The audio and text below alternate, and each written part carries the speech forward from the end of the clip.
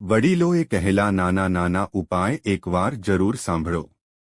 1. સૂકા ગુલાબમાંથી સ્ક્રબ તૈયાર કરવા માટે ઓટ્સ પાવડર બનાવો અને સૂકીની પાંખડીઓ બારીક રીતે ભેળવી દો અને તેનો ઉપયોગ કરતા પહેલા તેને મિશ્રિત કરો અને તમારા મનપસંદ આવશ્યક તેલને મિશ્રિત કરો અને પેસ્ટ તૈયાર કરો। 2. ખરતા વાળ માટે એક બટાકાને છોલી તેનો રસ કાઢી લેવો, તેમાં 2 ટેબલ સ્પૂન એલોવેરા જેલ અને મધ ભેળવવું। આ મિશ્રણથી વાળમાં મસાજ કરવો અને 2 કલાક પછી વાળ હૂંફાળા પાણીથી ધોઈ નાખવા। 3. જો તમને પેટના ગેસની સમસ્યાથી પરેશાન છો તો સેલરીનું પાણી પીવો, તે ગેસ અને પેટમાં દુખાવો દૂર કરવામાં મદદ કરી શકે છે।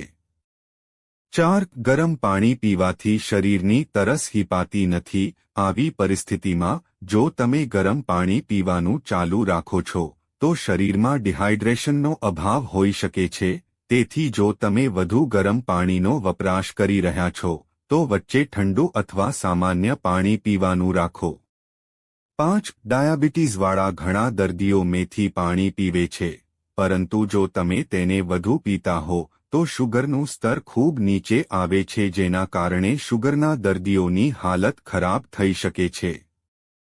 6. ફટકડીના પાણીમાં 1 ચમચી નાળિયેર તેલ ઉમેરો અને આ પાણીમાં તમારા હાથને થોડો સમય માટે ડૂબવો અને પાણીની નીચે હાથમાં હળવા મસાજ આપો।